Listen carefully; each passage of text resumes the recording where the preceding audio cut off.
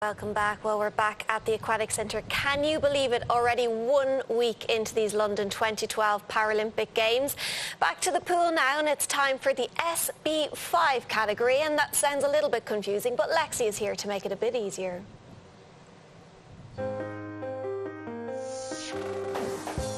sb5 is for swimmers with severe impairment affecting the lower trunk and legs, those with dwarfism, or the loss of limbs.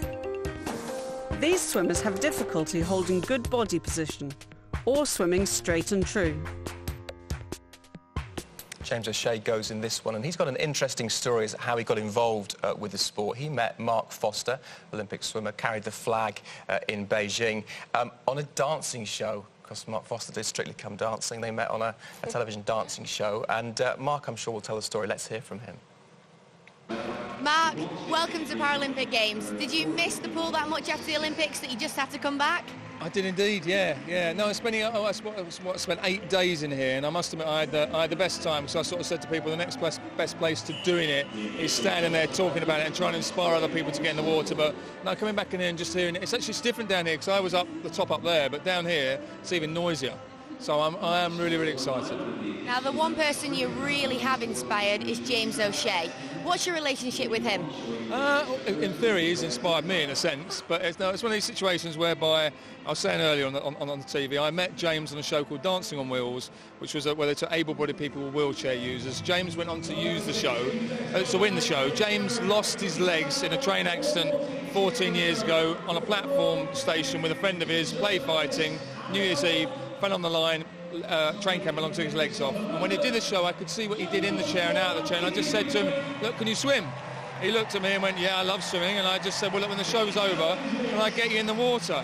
So he said, OK, show finished. He won the show. Show finished at the end, got him along, swam a couple of lengths. I just said, look, stop. I said, do you want to win a Paralympic gold medal? And he went, yeah, I'd love to. And his eyes lit up, and I just said, look, there's no guarantees. I'll put you with a coach in a pool in North London, a guy called Rhys Gormley at Barnet Cocktail. And they've coached him, and he's qualified and he's here now. And I'm incredibly nervous, because normally when you're doing it yourself, you're in control. I'm not in control. He's doing it, so I'm getting really nervous. How much work have you done with him? I go and probably see him once every couple of weeks or once a month. Get in the water, and sometimes I get in and swim with him. And all he just says to me is, because obviously he's got no legs, he's like, right, bend your legs up behind your back and you're going to race me. Every time I get in, he's like, race me. And he beats me 9 times out of 10. So, but I don't do masses with him because I've got a coach. Rhys looks after him. I'm not a coach. I could coach, but I've got a day job. Well, I call it a day job. I do this sort of stuff. But I've got a job to do, so I put him with Rhys, who's looked after Giles Long, who won a Paralympic gold medal, and also Mark Woods, who won a Paralympic gold medal. So he's in the right place with the right person, doing the right training. Like I say, it's like taking a horse to water. You can't make a dream. He's done the extra bit.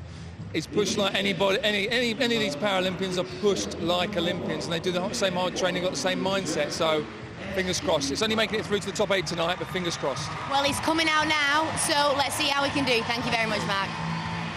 Lane 5, James O'Shea, his first Paralympic swim. He's a bright boy too. BA in History and Politics from the University of Central Lancashire in 2001. So there's a swimming brain, we hope, also within that cranium of his. Well, that's right. Just in front of our comms box to the left, there is a massive contingent from his swimming club. You heard Mark Foster there talking about the Barnet Cocktail Swimming Club in North London. Trains with Rhys Gormley. I saw Rhys just on the poolside here. He is nervous, and I said to him, how's James going to go today? And he said, if there's one thing that James you can predict about is his unpredictability. He really doesn't know. He's got relatively new to the sport, and he's got a lot of talent. And in terms of swimming experience years, he's relatively young. So Rhys said if he can control his pace on the first 50 so that he can bring it home, then he'll be on course for a good swim. If he over-revs on the way out... And that's so easy to do on breaststroke, isn't it? You start to look like a tumble dry if you're not careful. Well, particularly as like, these guys haven't got the use of their legs, so there isn't the swapping between the arms and the legs. I'm really excited and intrigued to see what we're going to see next. James O'Shea of Great Britain. Untried, untested at this level, but with so much potential. Mark Foster says so. I believe him. I have to say, Mark as a breaststroker wasn't so much cop. As a freestyler, obviously, there aren't too many better over sprinting distance. So, OK, he's going to get a big cheer. He's got a big fan club from Barnet Coptor all the way to our left. They're going to raise their voices, and it's kind of go, James, now.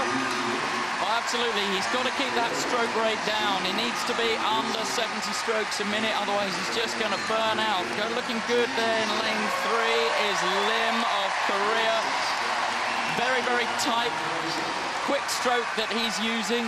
James O'Shea, just out of your screen there, moving up through the field. Looks good to me, Bob. Looks nice and controlled.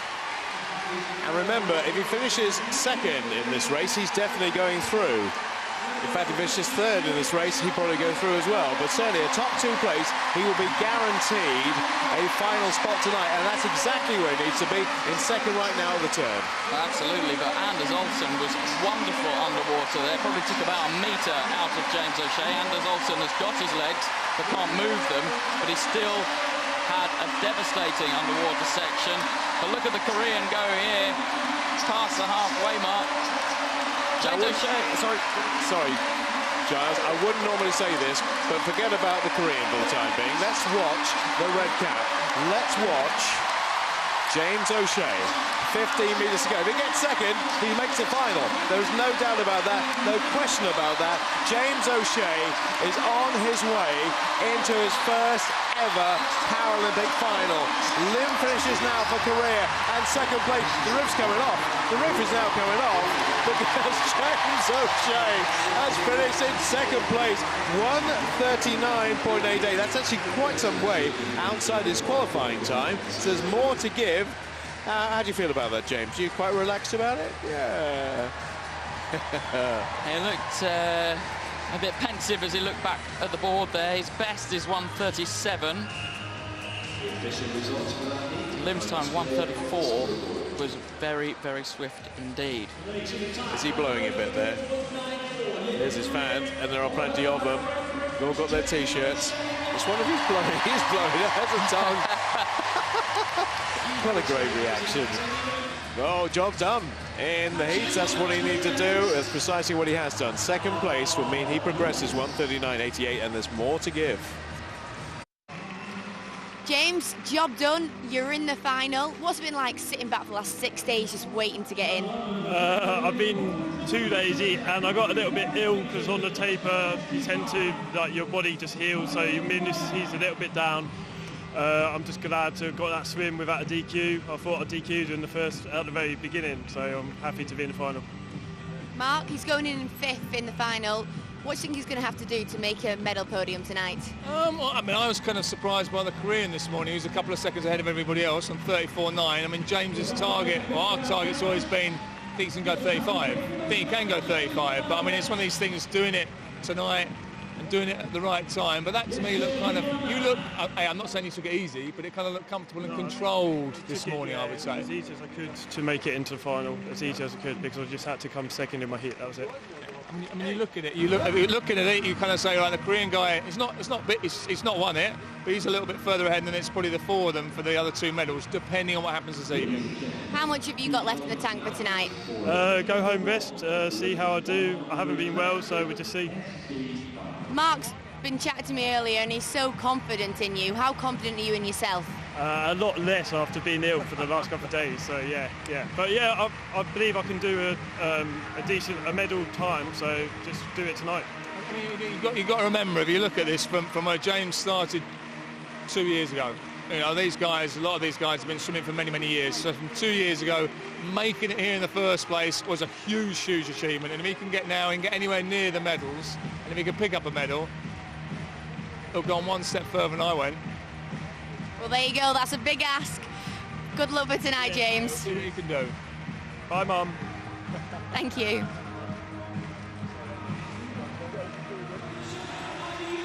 James O'Shea, a lot of room for comfort there. 10 seconds he qualified by, 5th fastest. Lim of Korea, the quickest.